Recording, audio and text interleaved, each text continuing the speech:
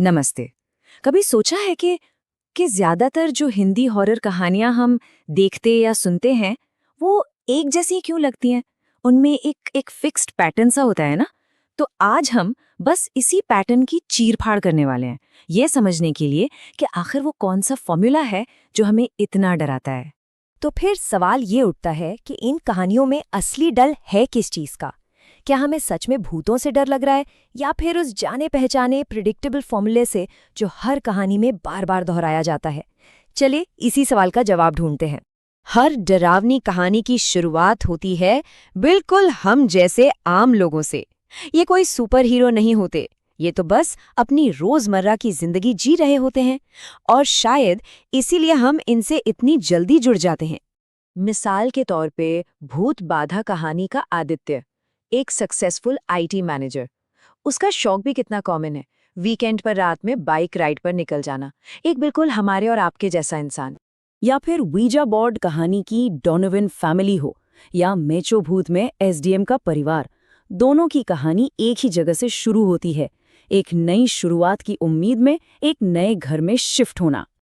और दुमास बीच की कहानी के ये कॉलेज फ्रेंड्स, अरे ये तो बस गोवा जाकर बोर हो चुके थे और किसी नई थोड़ी एक्साइटिंग जगह की तलाश में थे, बस।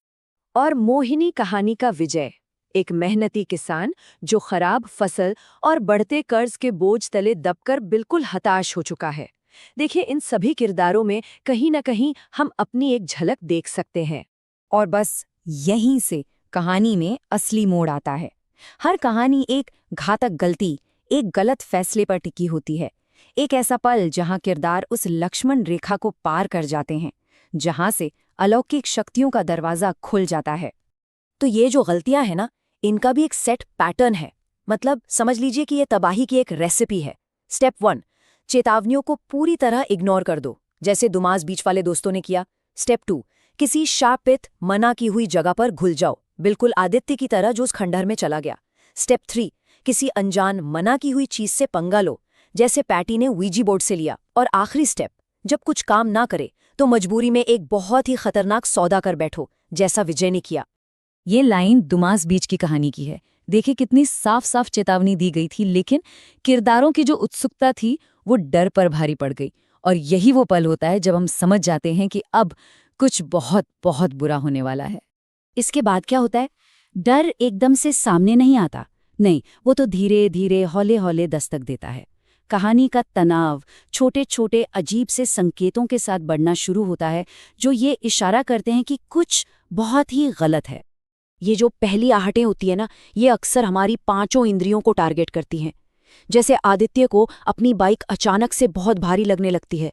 डोनोविन के घर में दीवारों के अंदर से खट खट खट की आवाजें आती हैं।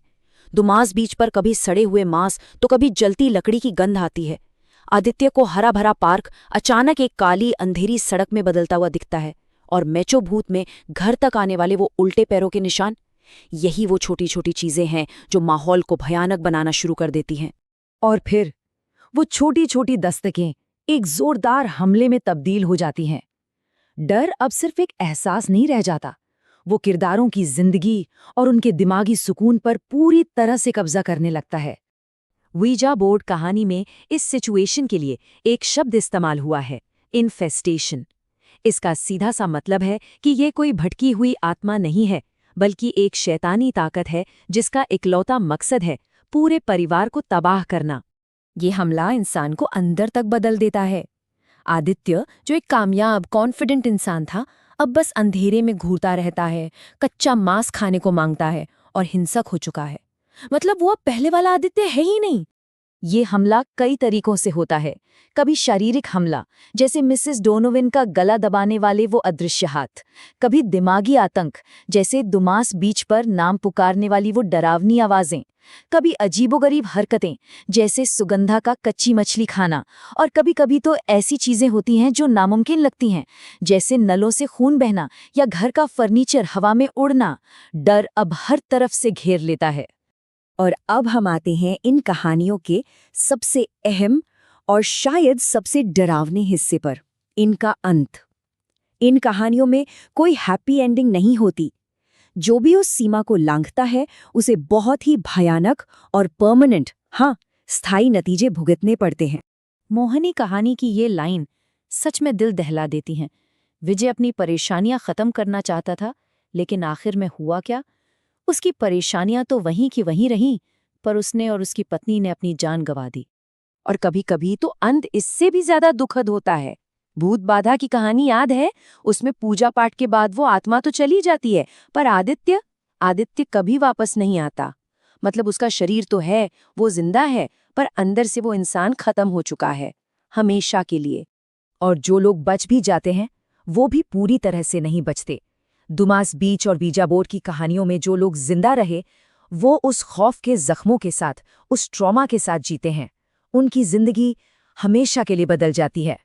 तो आखिर में बस यही सवाल हमारे सामने खड़ा रह जाता है, क्या ये सिर्फ मनोरंजन के लिए गढ़ी गई कहानियां हैं, या फिर ये उन सीमाओं और उन दरवाजों के बारे में चेतावनियां हैं जिन्हें हमें कभी कभी नहीं खोलना चाहिए?